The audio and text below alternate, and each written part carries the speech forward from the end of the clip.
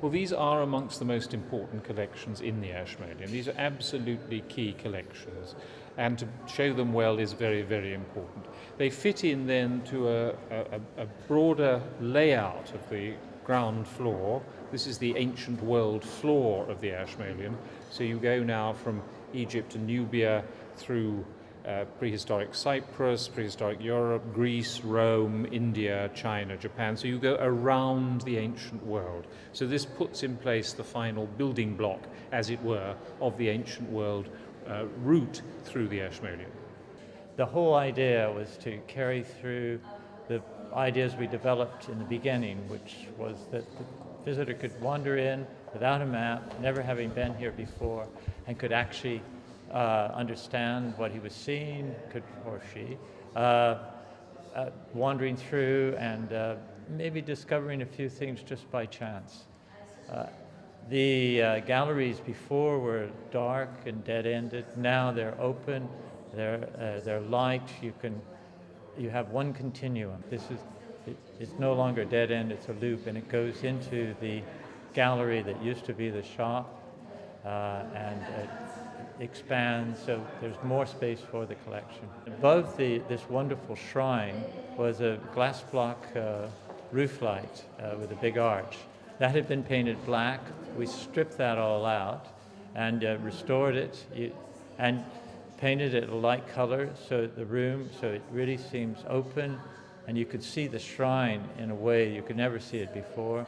But there were a lot of objects crammed around it. There was room now to move those out, and you get a whole new sense of it.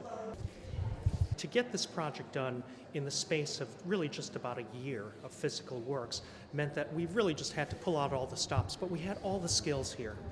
Object conservation, one of the strongest parts of this project. We had conservators from previous projects. We hired more in. They were able to do about 9,000 hours of object conservation, and that's simply because we had the right facilities, the right people, the right know-how. Same thing with design, curatorial skills, interpretation.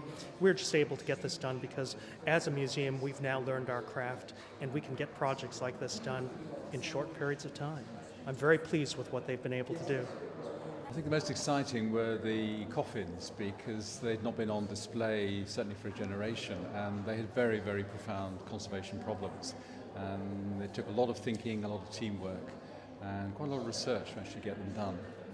Access to the studios is critical for objects like this because they're over life size. They have to be transported flat, and in the old building that would have been completely impossible.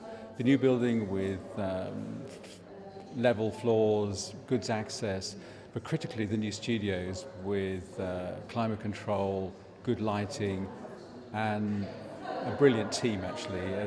We were able to deliver this on time. These are the most important Egyptian collections in this country outside the British Museum. And indeed for the pre-dynastic collections, for pre- and proto-dynastic collections, these are the most important outside Cairo. And I simply feel they haven't punched their weight in recent years. And so we've brought out these collections of world importance and redisplayed them, I think, very, very much better than we have done before.